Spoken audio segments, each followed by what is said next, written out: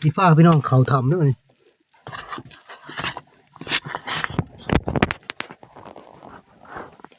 เขาทำหากบ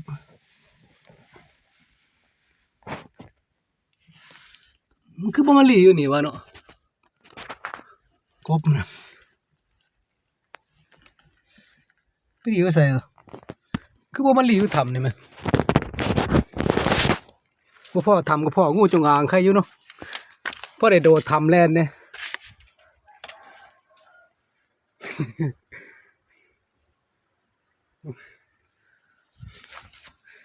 พาพี่น้องหาเลาะ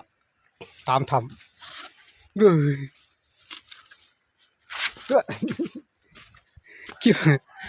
คลิปยังเขาก็เฮ็ดเบิ่แล้วเนาะเขาเฮ็ดไปเบิ่แล้วคลิปไปเลยถ่ายต้นไม้ต้นตอกถ่ายผู้ถ่ายฟ้าก็ถ่ายเบิ่เลยผู้ร้องเพลงก็ร้องไปนำไปเลยผู้กินข้าวก็กินไปแล้วพอบ่จักเสร็จก็มาถ่ายสิตัวถ่ายมองเหี่ยวนี่มองดินเทิดสั้นนี่แหละนี่บรรยากาศหิมห้วยหิมห้องไปสั่นตัวให้เจ้าจะเบิ่งดีจึก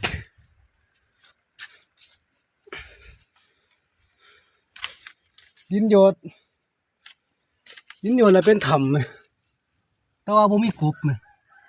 กบมันคือบ่มาอยู่วะเนาะใช่ไหมน่าสิพอกบจัก10ตัวเนี่ยมองเดียวเนาะ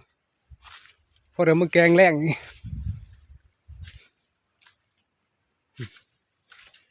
เฮ็ดหยังเพิ่นก็เฮ็ดเบิดแล้วเนาะผู้ฟ้าปลาใหม่เพิ่นก็ขึ้นไปท้ายเบิดแล้วยังข่อยเด้บัดนี้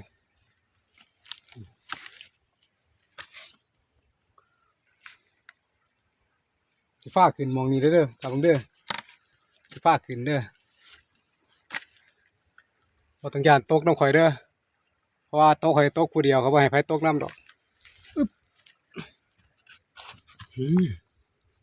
เบิ่งน้องต้องสูงแห้งสั้นมาเลยผ้าขึ้น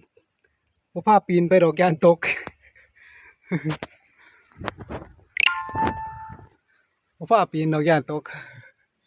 ถ้าให้เบิ่งหมองงามๆมันซื้อดอกแต่ว่าปีนไปบ่ปีนดอกไปก็ยานตกคือกัน